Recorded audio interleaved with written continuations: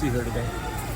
Well, I just got home from Washington last night, and I live only a few miles from here, so in a lot of ways this feels like my community. I wanted to just be here and show support and love and solidarity with all of the folks that are here today, and I'm glad I came. It feels like a moment of, just sort of connecting with this terrible tragedy that happened right over my shoulder. What is it like for you to see this? How would you describe the feeling of being here and seeing what you saw today? Well, as I said, I live very nearby, so I go up and down this street all the time, and it's heartbreaking to think of the terrible thing that happened here.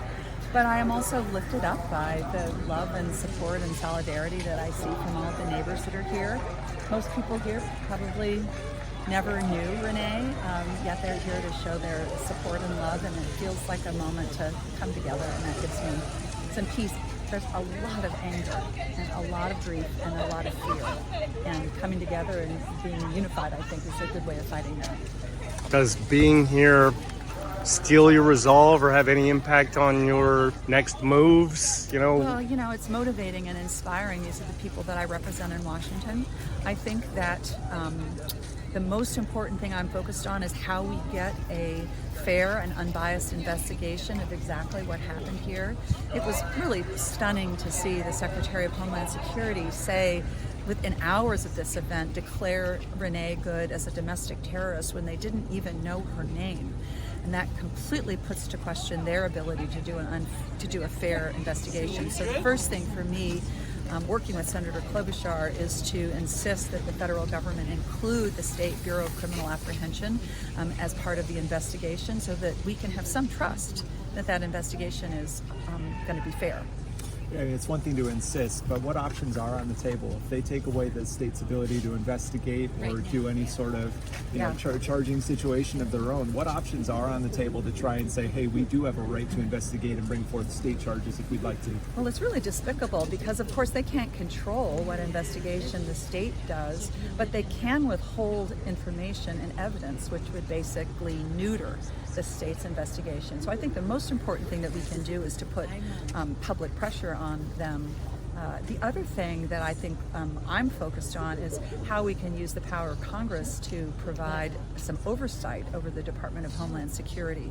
There are serious questions about the training and the preparation that these ICE officers have, and many experts in law enforcement have looked at the way that they are conducting themselves in these raids, including this deadly raid here, and pointing out how it goes counter to the typical training that professional law enforcement have. I mean, professional law enforcement is trained to de-escalate dangerous situations. Conflict happens, and the goal is to de-escalate that conflict. Yet what we see over and over again from these ICE agents is this sort of amping it up and escalating it even more, and we can see how dangerous that is. And that would be a great thing for Congress to do, is to do some oversight into what exactly is going on there with training. When they surged the number of people that they have hired, didn't they reduce their training from 13 weeks to 6 weeks? Yes, exactly. And also, from what I've read, they've kind of, at least for part of the introduction period, kind of skipped some of the steps as far as doing the athletic requirements there. That is exactly right. And we also know that if you are working in an organization where it appears that there is going to be no accountability for what you do, then behavior changes. And if you work, for example, in an organization where within hours of a terrible shooting, an officer-involved shooting, the head of that organization says, there's going to be no accountability for that, no matter what happens, then that also has an impact on how people behave and how invincible they feel. ICE is committed that they're going to have these 2,000 agents in the Twin Cities for at least 30 days. They call it their largest federal activity in one spot ever. Do you get a sense of what they're here to do? And also, I mean, is there anything from a elected official standpoint that you can do to say, hey, you're not welcome here, you're not wanted here? Well, I mean, that's what I'm doing, and the governor and the mayor are doing, saying that you're not welcome here. You are actually hurting our public safety, not enhancing it.